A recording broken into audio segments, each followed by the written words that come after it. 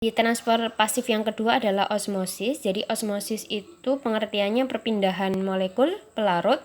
Salah satu contohnya adalah air dari konsentrasi rendah atau dari keadaan hipotonik ke larutan yang berkonsentrasi tinggi, atau ke larutan yang keadaannya hipertonik melalui membran semi permeabel.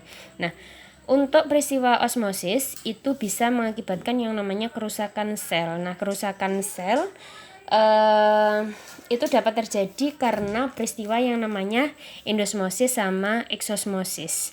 Nah, jadi untuk yang endosmosis sendiri itu terjadi ketika konsentrasi larutan yang berada di dalam sel itu tinggi. Nah, sehingga air itu nanti akan masuk ke dalam sel. Nah, air yang masuk ke dalam sel secara terus-menerus itu akan menyebabkan yang namanya lisis.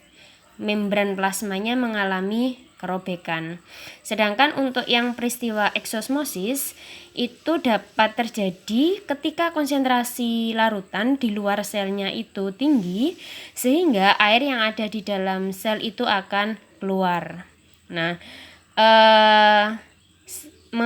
sehingga air yang di dalam sel itu akan keluar sehingga terjadi yang namanya krenasi atau pengerutan sel dan plasmolisis, terlepasnya membran dari dinding sel.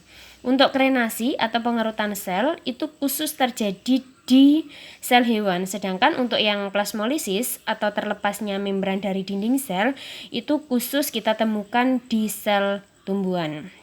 Nah, pertemuan selanjutnya kita nanti akan melaksanakan praktikum peristiwa difusi osmosis agar lebih jelasnya mana yang termasuk krenasi atau pengerutan sel, mana yang termasuk plasmolisis. Terima kasih.